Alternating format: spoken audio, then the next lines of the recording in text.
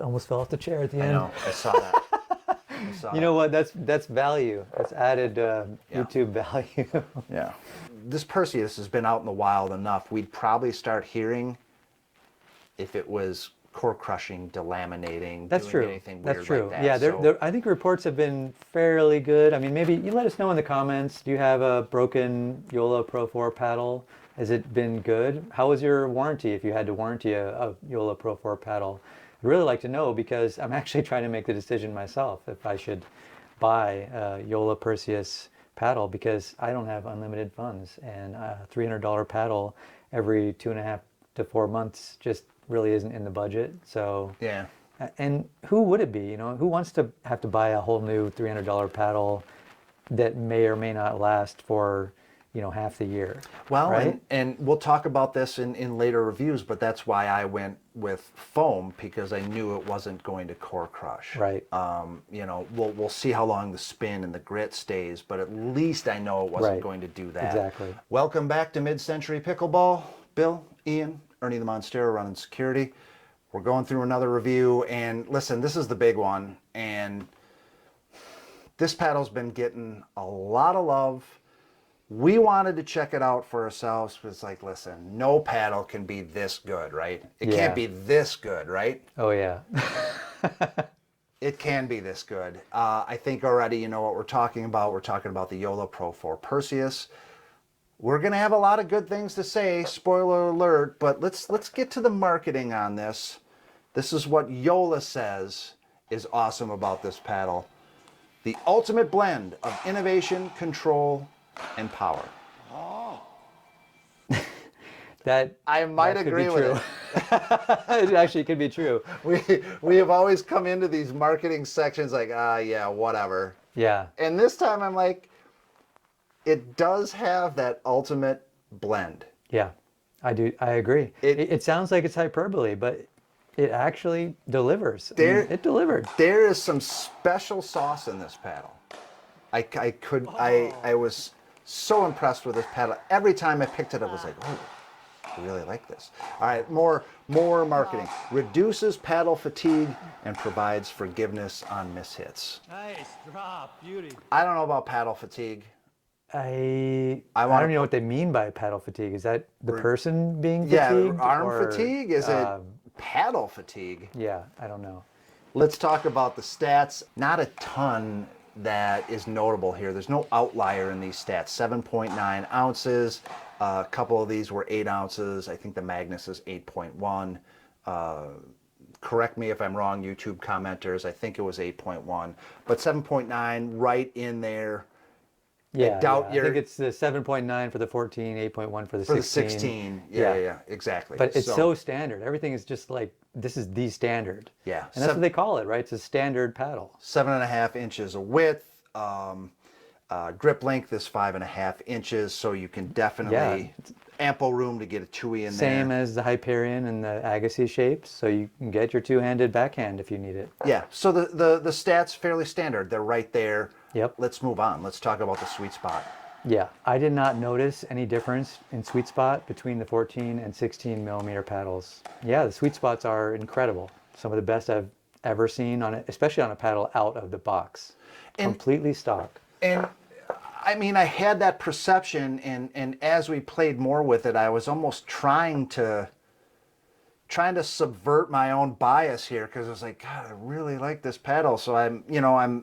What, were you intentionally mishitting? Well, no, I'm goofing around with some off-center hits a little bit, and it just kept impressing me. It just kept impressing me. Okay, now I see what you're doing. Well, stability is great. I really enjoyed it on the 16 millimeter, but as we've talked about in these reviews, I tend to gravitate my biases towards the 16 millimeter paddles.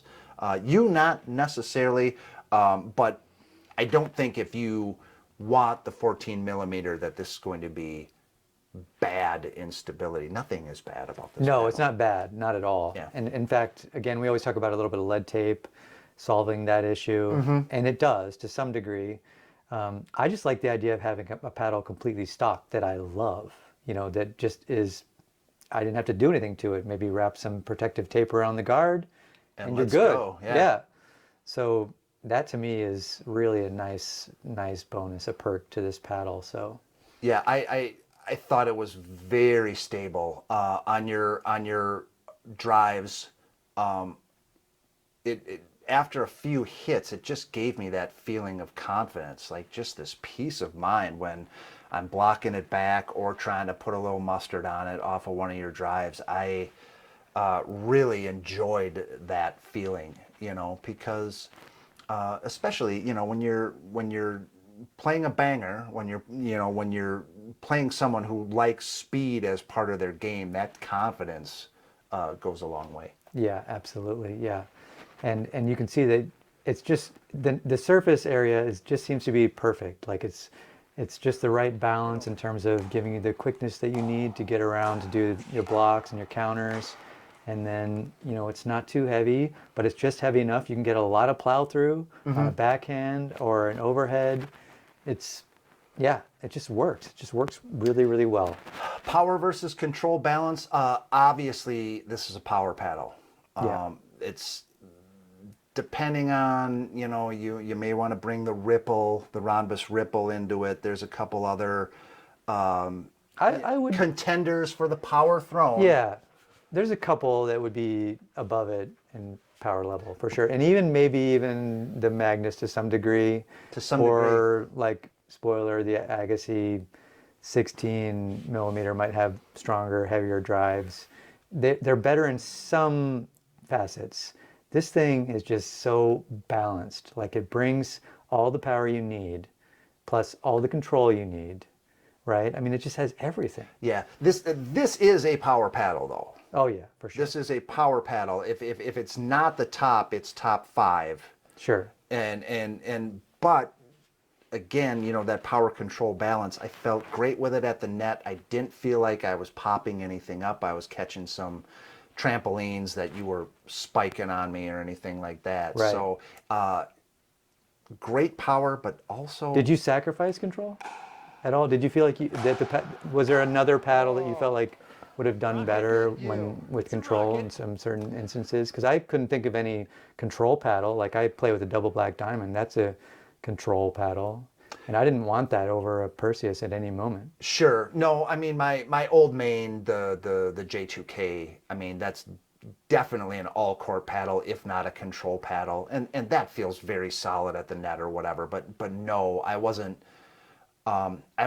belting a bunch of these out playing with you with the Perseus and being like, oh well, okay, I guess I should pick one of the shapes that dial back the power with. I never felt that way.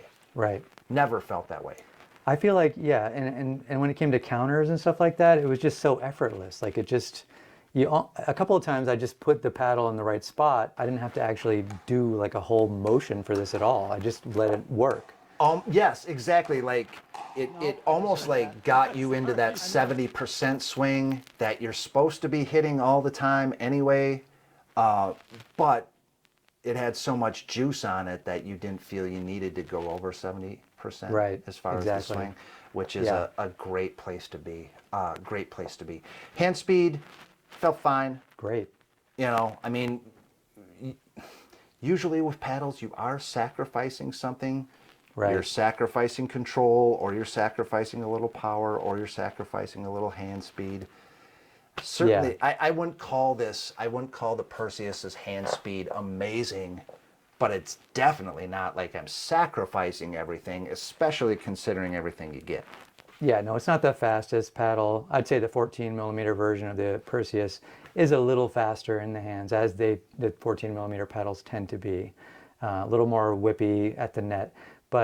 And so, yeah, some of those flicks and counters were like a 10%, better maybe with the 14 millimeter in hand. And I can definitely think of paddles, maybe even like, say, the Hyperion 14 from the Yola 4 line, that also maybe a little more fast in the hand than the Perseus 16 millimeter. But they don't have all the other part, and this thing kind of goes up really high on all the levels, whereas everything else maybe goes a little higher on certain levels, but doesn't go as nearly as high on all the other levels. Does that make sense? Like it just doesn't have that balanced feeling that you get from the Perseus. Yeah, definitely. Spin. I wouldn't call any of these shapes excessively spinny paddles, except for maybe the Magnus. But I think that is more of a function of its weight balance rather than the grit.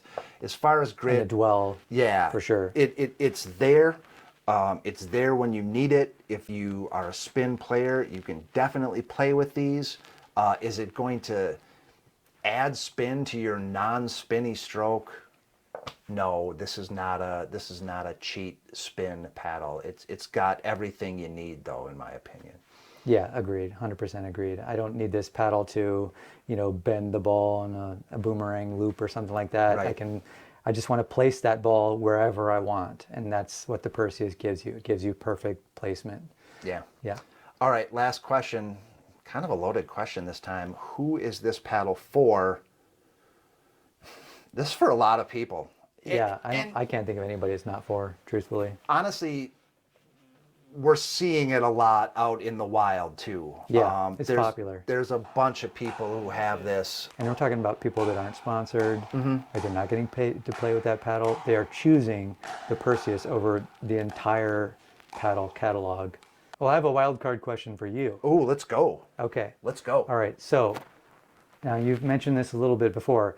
In singles, would you choose the Perseus 16 millimeter or the Magnus 16 millimeter? Oh, for a singles paddle, unlimited funds. So I get unlimited funds. I get to you have the whole selection. I get to switch for singles and doubles. I would make the Magnus my singles paddle. Okay. Serve and serve return is so key in singles. You just want that little extra when you have it. Obviously, when you're playing singles, you want to pass too. And that head heaviness helps you get some spin when you're reaching for the ball a little bit, and you do that a lot in singles. For a couple of those incredible passes, maybe once a game you pull off that pass that just demoralizes your opponent a little bit. Like, oh my God, how do you make that pass? Yeah. How do you do it? I would choose the Magnus, and listen, I'll throw the wild back at you. Funds matter. Is this your next main? Is this your next paddle? I haven't decided because, the big con we haven't really talked about is the price. And also, they are warranted, I think, for 6 months. Yep. By Yola, but I've heard some negative reports about Yola's warranty process, like that it's kind of long. So if you're limited on funds, you have one paddle to buy. Is it going to be the paddle that might not last 4 months? Well, and we should talk about this. We have heard Yola's paddles in the past being not very reliable at all. They've had issues. Yeah. And from everything we've heard, they spent a lot of time to make sure the reliability is there this time. About the Perseus, I would love to tell you something you might not already know, but this paddle, it's the total package. Yeah, it's so good. It's a really, really, really good paddle. Yep. All right, listen, this has been another episode of Mid-Century Pickleball. Please like, please subscribe, please watch to the end. All of that stuff helps us out very much. For Ian, this is Bill and Ernie. Until next time, swing easy.